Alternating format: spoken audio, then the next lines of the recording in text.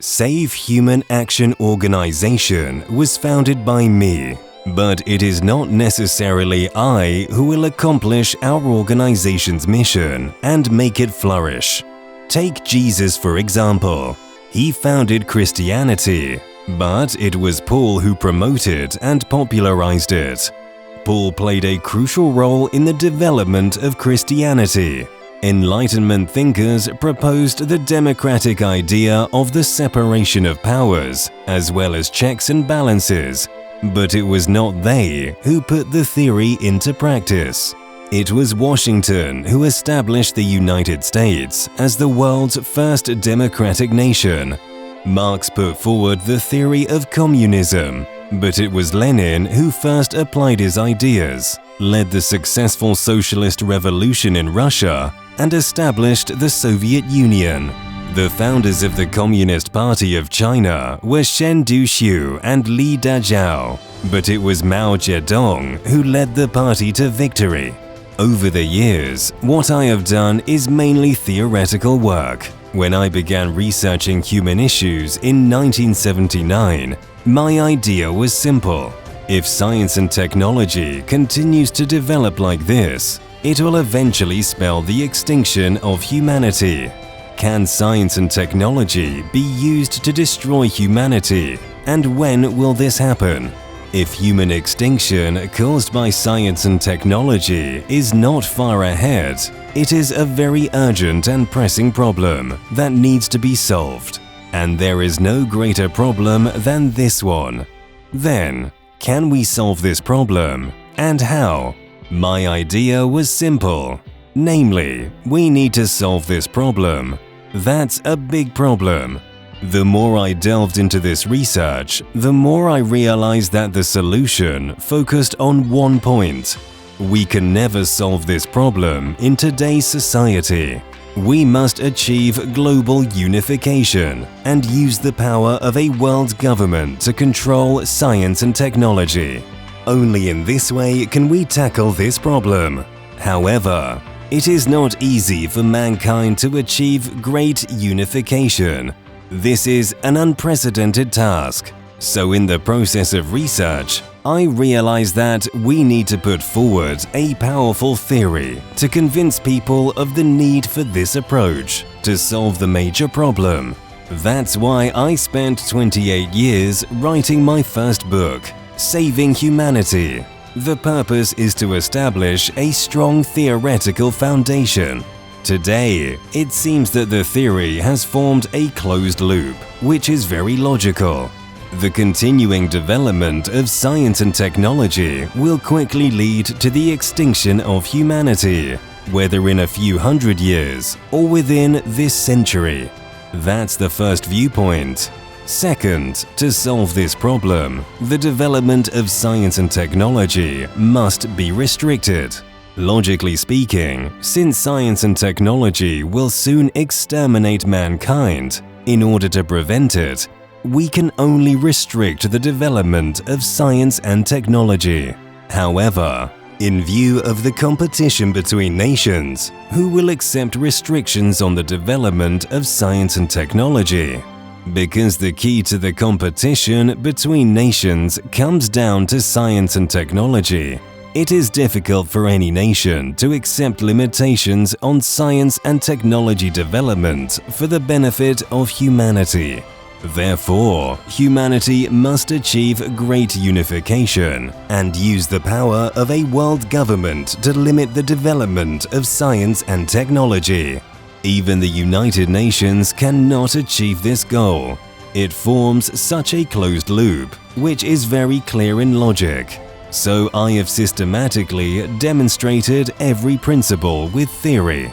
Since we want to establish a brand new society, a unified society that has never been realized, when we establish this new society, it cannot only be built to avoid human extinction. It should also be built as an ideal society for humans.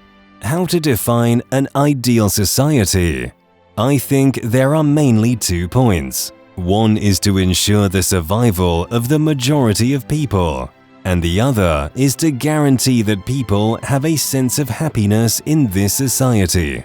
Then, there must be a whole set of designs for the future society, which must ensure that science and technology cannot eliminate humanity, while ensuring that everyone lives well and happily. How can we build such an ideal society? First, I propose 3 principles: the maximum value principle, the justice principle, and the far-reaching principle. The 3 principles are the frameworks of my entire study, and all my research is conducted under the guidance of these 3 principles. They are not only principles that involve the ideal society in the future, but should also be a universal theory that guides human social practice. In addition to the entire theoretical system of these 3 principles, I have also made specific designs for various aspects, including political systems, military systems, economic systems, cultural systems, and social structures of the future society. For example, I believe that the future society should be a peaceful, friendly, and equally wealthy, non-competitive society, while the current society is a wolf-like society with fierce competition.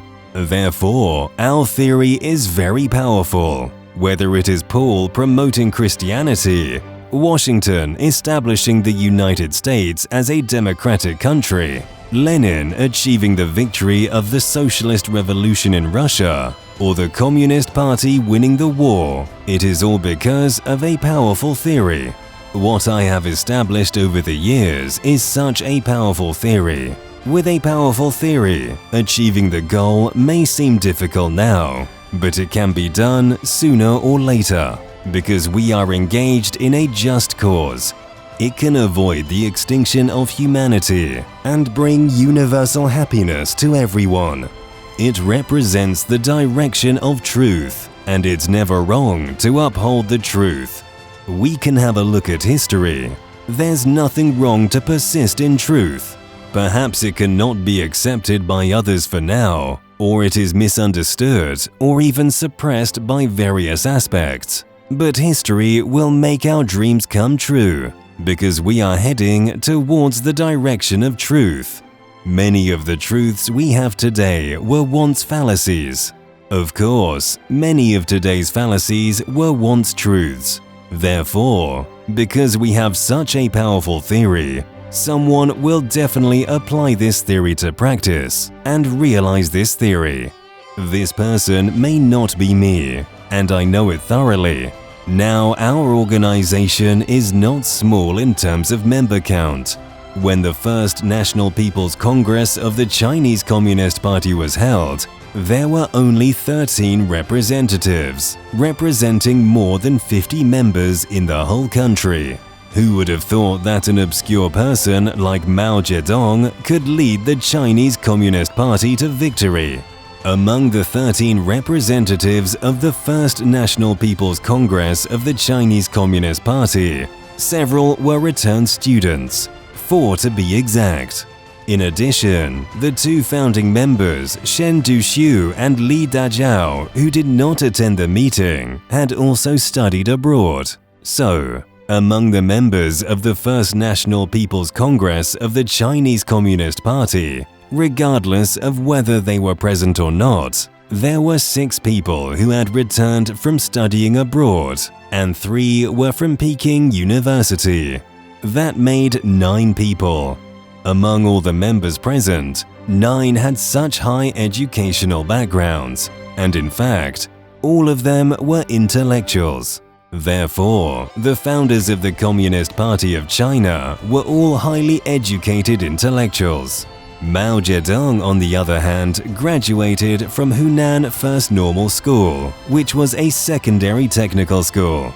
He was just a teacher graduated from a secondary technical school who came from a small place in Hunan with a strong dialect. This young man, with no background and low academic qualification, led such a large party to victory. When Jesus founded Christianity, he had only 12 disciples, most of whom were peasants, shepherds and fishermen from the impoverished class.